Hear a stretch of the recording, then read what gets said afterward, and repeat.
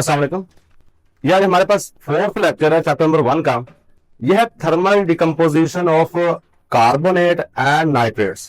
पहले नंबर पे कार्बोनेट्स कौन सी चीजें होती हैं? ऐसे कंपाउंड जिसमें ये वाला आयन मौजूद हो, CO3। आयन अगर किसी में भी मौजूद होता है उसको कार्बोनेट कहते हैं।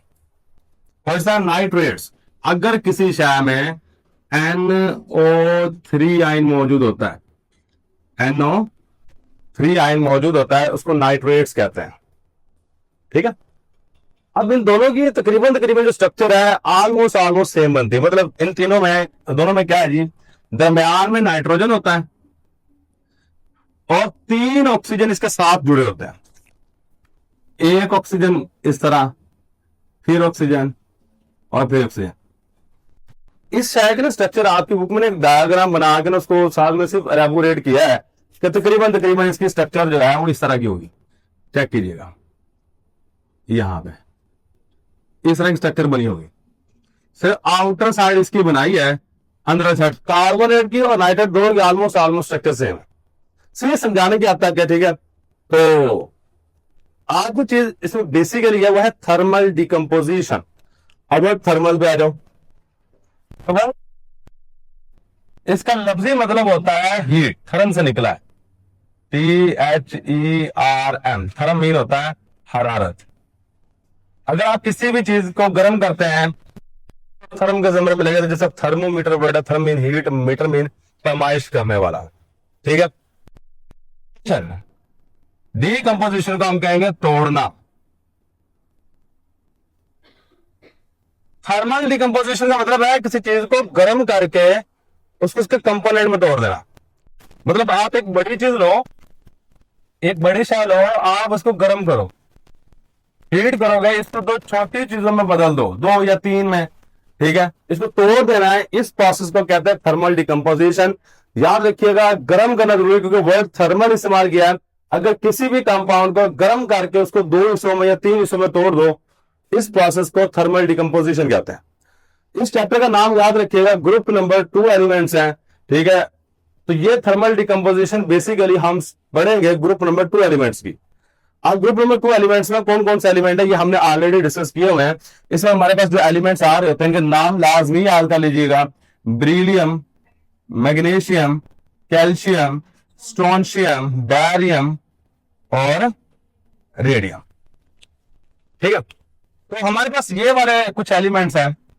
अब इनमें साइज की अगर बात की जाए तो ब्रीलियम का साइज सबसे छोटा होता है, मैग्नीशियम का साइज उससे बड़ा होता है, कैल्शियम का साइज उससे बड़ा होता है, उससे नीचे हमारा टॉप टू बॉटम एटम का साइज बढ़ता जाता है। ठीक है। ये एक छोटी सी बात क्योंकि इसको मैंने यहां पे यूज करना है। अब थर्मल डिकम्पोजिशन हमने हरारत करके या गर्म करके किसी चीज को तोड़ना है। किन चीजों को तोड़ना है? कार्बोनेट को और नाइट्रेट को। किन चीजों के कार्बोनेट, नाइट्रेट के? इन चीजों के।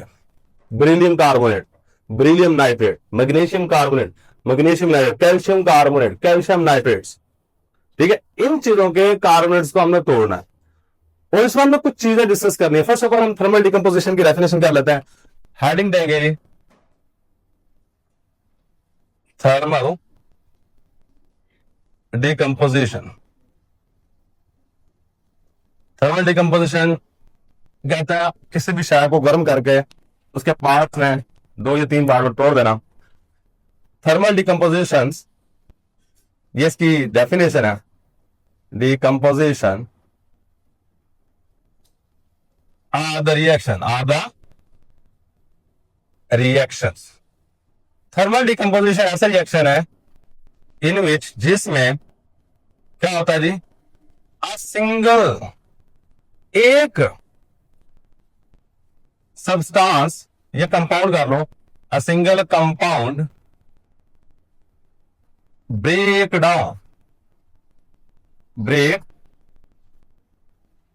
डाउन, एक सिंगल कंपाउंड को हम तोड़ देते हैं इनटू 2 और more simple substances. Break down into 2 और मोर, 2 या 2 से ज्यादा भी हो सकते हैं, मोर सिंपल सब्सटेंसेस। किसी और शय में तोड़ दो, इसको हम नाम दे रहे थे थर्मल डिकम्पोजिशन रिएक्शन। ठीक है। अब यहां बेसिकली हमने स्टार्ट करना जी ग्रुप नंबर 2 की एक्सप्लेनेशन। तो एक्सप्लेनेशन की हेडिंग दे देते हैं। पहले हम बात करेंगे थर्मल डिकम्पोजिशन किसकी, थर्मल डिकम्पोजिशन ऑफ कार्बोनेट्स। पहले कार्बोनेट्स की बात करेंगे, फिर हम नाइट्रेट्स की बात करेंगे। कहते हैं अगर हम किसी भी मेटल के कार्बोनेट को तोड़ते हैं ना, तो हमारे पास दो चीजें बनती हैं प्रोडक्ट में। वो कौन कौन सी चीजें बनती हैं जरा गौर कीजिएगा। पहले हम इसकी इक्वेशन लिख लेते हैं, बाद में इसके बारे में कुछ बातें लिख लेंगे।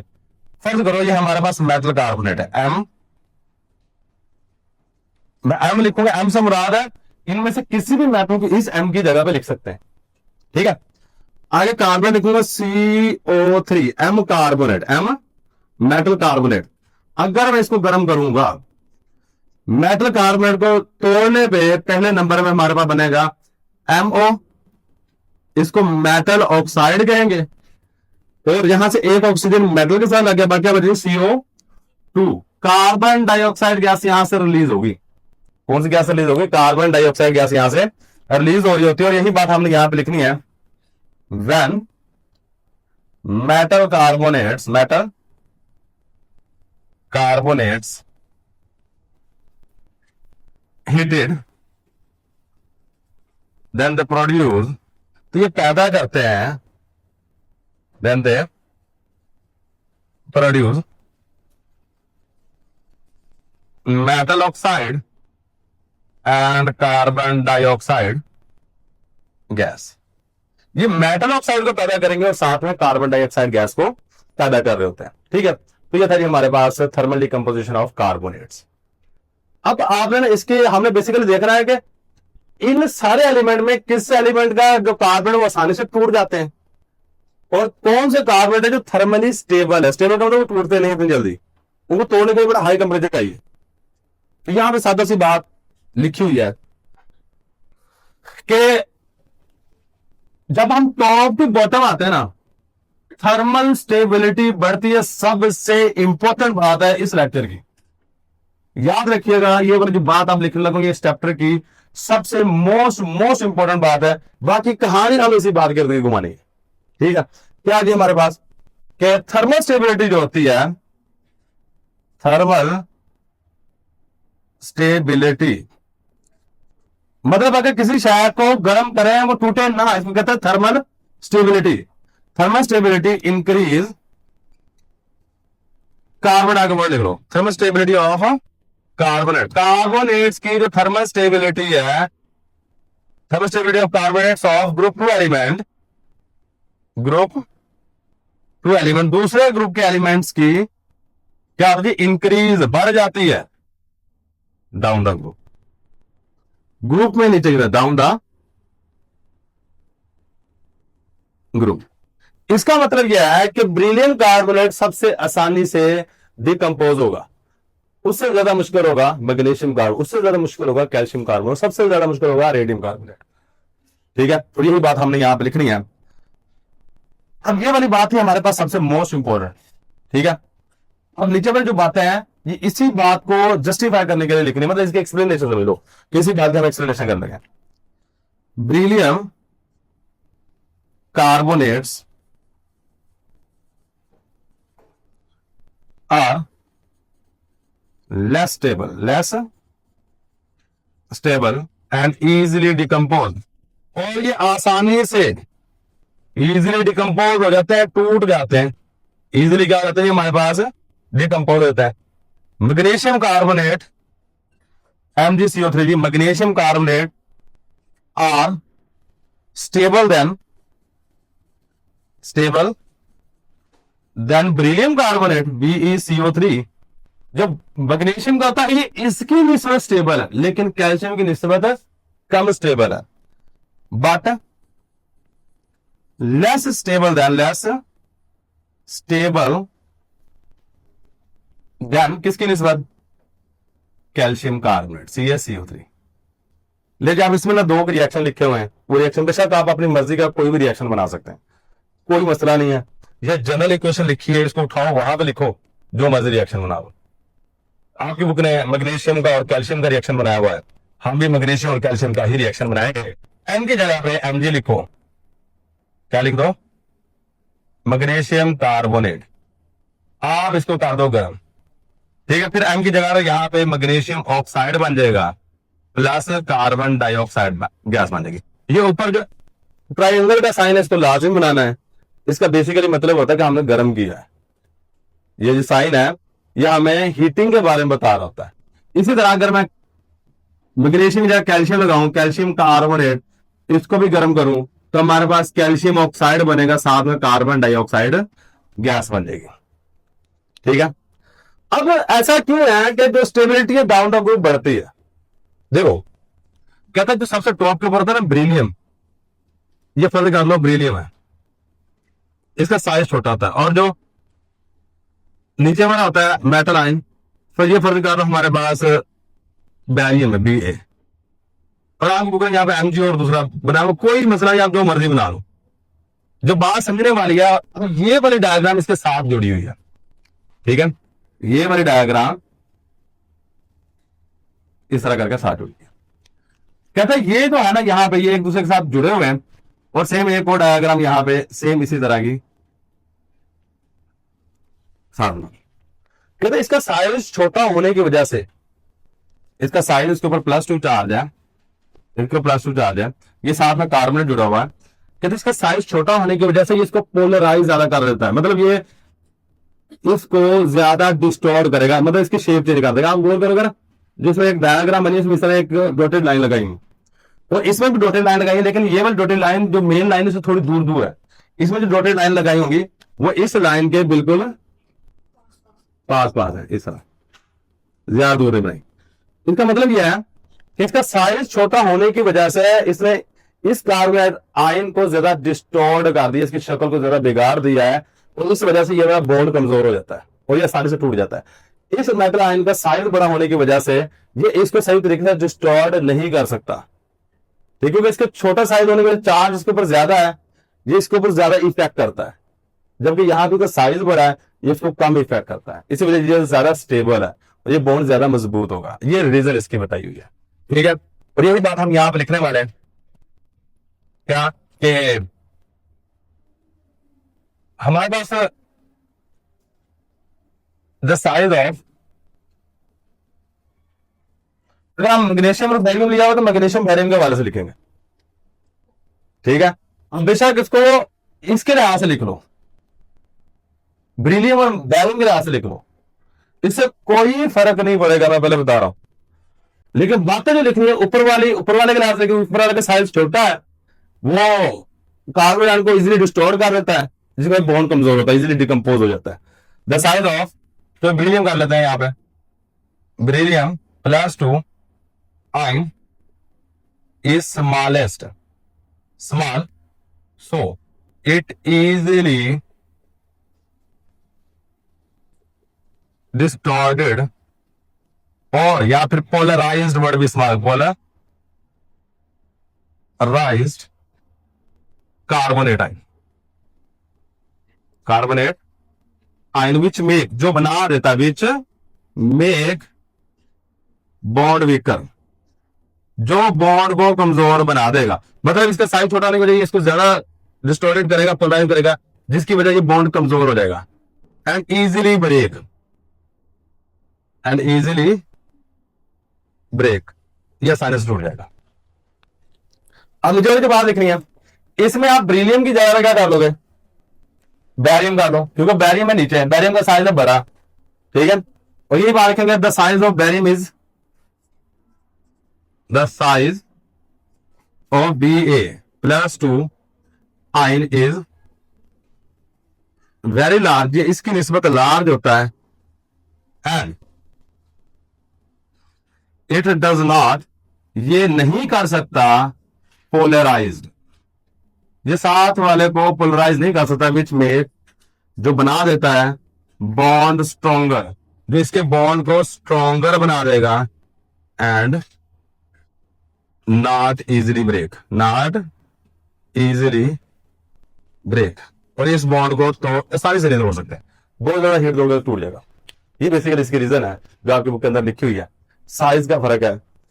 अब नेक्स्ट जो है, ये अभी हमने बात की थर्मल डिकम्पोजिशन ऑफ कार्बोनेट्स की। अगर मैं इसका ऑर्डर लिख दूं, ऑर्डर आगे के लिखना चाहिए था बुक वालों को, order of thermal stability, heading देख लिख देते हैं, order of thermal stability. Thermal stability का मैं ऑर्डर लिखने लगा हूं। अब हम लिखेंगे जी सबसे कम स्टेबल है कौन सा, बेरिलियम कार्बोनेट, BeCO3। इससे ज्यादा स्टेबल है मैग्नीशियम कार्बोनेट, इससे ज्यादा स्टेबल है कैल्शियम कार्बोनेट, इससे ज्यादा स्टेबल है स्ट्रोंशियम कार्बोनेट, इससे ज्यादा स्टेबल है बैरियम कार्बोनेट, BaCO3। आगे वाले लिखना तो लिख लो। सबके सामने मैंने क्या कर दिया, इन सबके सामने CO3 लिख के ना एक ऑर्डर बना दिया। अब ये जो साइन लगाया ना, इसका मतलब याद रखिएगा ये इस तरह, इसका मतलब है ये ज्यादा स्टेबल है और इधर वाला कम स्टेबल है। ये थोड़ी सी बात आपको याद रखनी है। लेकिन अभी तक बात किया हमने कार्बोनेट की, अब हम किसकी बात करेंगे, नाइट्रेट्स की। Let's start. हमारे पास thermal decomposition of thermal decomposition of nitrates. यहां पे हम थर्मल डिकम्पोजिशन की बात करेंगे नाइट्रेट्स की। अच्छा, अब नाइट्रेट्स जिसमें NO3 आयन हो, इसकी भी सेम रीजन ये वाली है। आगे ऊपर से ये लिखा है कि इसकी रीजन वही है जो यहां पे इसका ऑर्डर ऑफ स्टेबिलिटी, ऑर्डर भी यही है, सिर्फ एक चीज जो चेंज है वो है इसका रिएक्शन। अगर आप इसका सारा कुछ सेम कर जाते तब भी कोई मसला नहीं है, ठीक है। तो पहले हम थोड़ा सा इसके एक रिएक्शन लिख लेते हैं, फिर इसकी स्टेबिलिटी ऑर्डर लिखेंगे, ठीक है, फिर ये वाली बात लिख के फिर बात को खत्म कर देंगे। फिर लास्ट में एक आधी बात और कर रहा है कि हम इनके टेम्परेचर से पता कर सकते हैं ये कौन सा कार्बोनेट, पहचान करने के लिए हम इस मेथड का इस्तेमाल करते हैं, ठीक है। तो लेट्स स्टार्ट। हमारे पास जब भी किसी नाइट्रेट को डिकम्पोज किया जाता है तो कौन कौन सी चीजें बनती हैं। मैं यहां पे लूंगा कैल्शियम नाइट्रेट CaNO3 और इसके इर्द गिर्द लगाऊंगा ट्वाइस। अब सवाल है कि मैं इसके इर्द गिर्द ट्वाइस क्यों लगाया, CaCO3 यहां पे मैंने सबके लिखा, किसी में ट्वाइस टू लगाया यहां पे। इसकी सादा सी बात है, कैल्शियम के ऊपर चार्ज होता है +2, क्या चार्ज होता है, और नाइट्रेट के ऊपर चार्ज मैंने लिखा हुआ है -1 होता है। अकॉर्डिंग टू रूल जो आपको केमिकल फार्मूला लिखने का तरीका कार है कि पहले पॉजिटिव लिखो बाद नेगेटिव लिखो। ये जो चार्ज है ये उठा के आपने कहां पे ले आने, बॉटम पे। ये वन यहां पे Ca रहेगा, ये 2 वहां पे जाएगा, NO3 के क्या लगा दोगे, 2 लगा दोगे, ठीक है। इसलिए यहां पे, और जबकि यहां पे अगर देखा जाए कैल्शियम के ऊपर चार्ज +2 और कार्बोनेट के ऊपर भी चार्ज 2 है, ये 2 यहां पे आएगा, ये 2 यहां पे जाए। जब दोनों चार्ज सेम होते हैं तो कट जाते हैं, उसको साथ नहीं लिखते। ये भी 1 हो जाएगा, ये भी 1 हो जाएगा, ये CaCO3 इसका फार्मूला बन रहा होता है। ये थोड़ी सी चीज आपने देख लेनी है। तो ये है कैल्शियम नाइट्रेट। अगर मैं इसको गर्म करूं, याद रखिएगा, अगर मैं इसको गर्म करता हूं तो हमारे पास कैल्शियम ऑक्साइड बनता है, नाइट्रोजन डाइऑक्साइड गैस बनती है, साथ में ऑक्सीजन गैस बनती है। ये 3 चीजें बनती है, ये आपको याद करनी पड़ेंगे। इक्वेशन को बैलेंस करना है, ठीक है। यहां पे नाइट्रोजन 2 आएगी, 2 यहां पे, आप तो करीबन इक्वेशन बैलेंस है। 2 कैल्शियम यहां पे, 2 कैल्शियम यहां पे, नहीं नाइट्रोजन अभी कम है, 2 2 4 नाइट्रोजन बेसिकली यहां पे 4 आएगा, क्योंकि ये देखो ये नाइट्रोजन 2 नाइट्रोजन और यहां पे फिर 2, 4 नाइट्रोजन है, 4 आएगा। अब ऑक्सीजन चेक कर लो, 3 2 बार 6, 6 2 बार 12 ऑक्सीजन है। चेक कर लेते 12 ऑक्सीजन होता है कि नहीं होता है, 2 4 2 बार 8 और 2 10 और 2 12।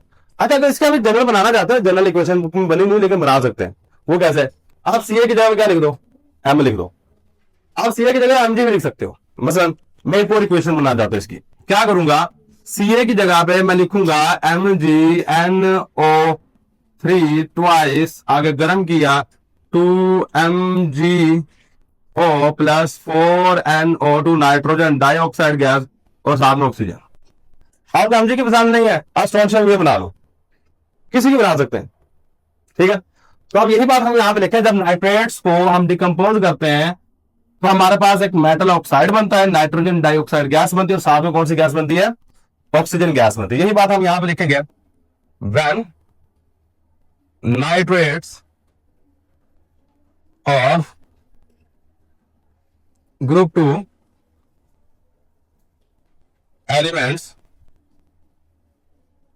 decompose. जब ये डिकम्पोज होता है then they form metal oxide. ये मेटल ऑक्साइड बनाएंगे,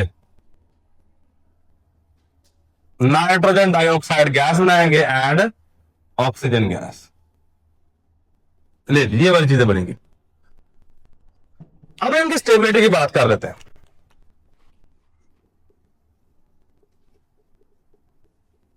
इनकी स्टेबिलिटी यही सेम बात. थर्मल स्टेबिलिटी यहां पे कार्बोनेट की जगह क्या लगा दोगे, यहां पे कार्बोनेट की जगह पे आप लगा देना नाइट्रेट्स और group 2 element increase down the group. Beryllium carbon लिखा है यहां पर कार्बोनेट की जगह पे. Beryllium nitrate are less stable and easily decompose.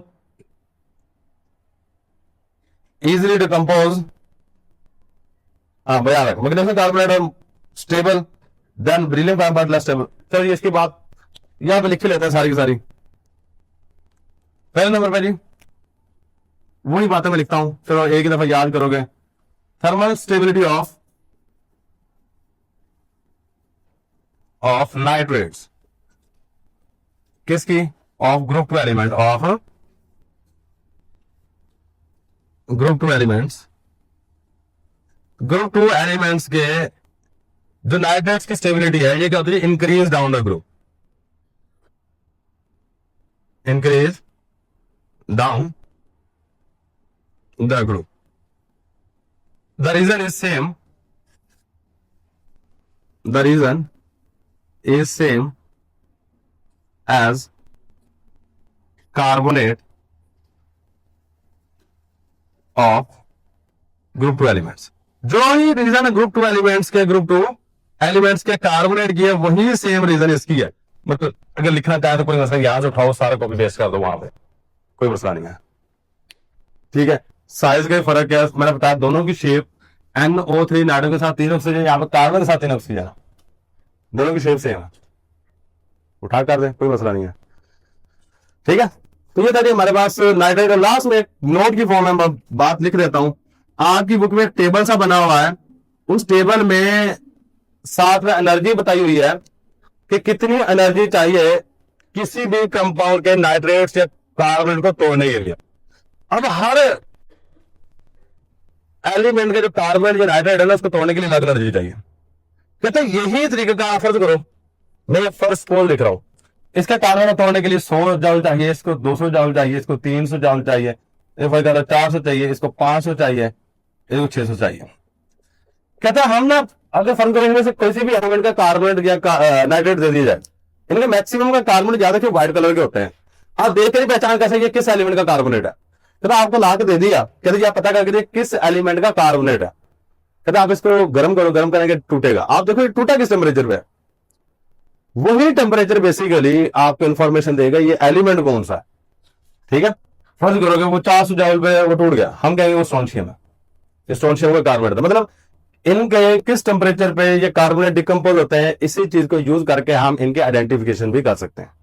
ये लास्ट इसका मतलब हमने पूरे ये लेक्चर पढ़ा है. इसका फायदा क्या है कि एलिमेंट की आइडेंटिफिकेशन की जा सकती है यहां से, कार्बोनेट्स की या नाइट्रेट्स के हवाले से. ठीक है. Decomposition reaction of group 2 element of group 2 elements. Group 2 elements के जो डीकम्पोजिशन रिएक्शंस हैं can be use to identify the elements.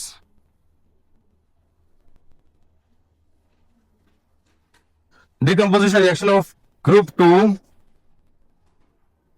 nitrates and carbonates. इस तरह का ग्रुप 2 नाइट्रेट्स, ये ज्यादा अच्छा वर्ड रहेगा, एंड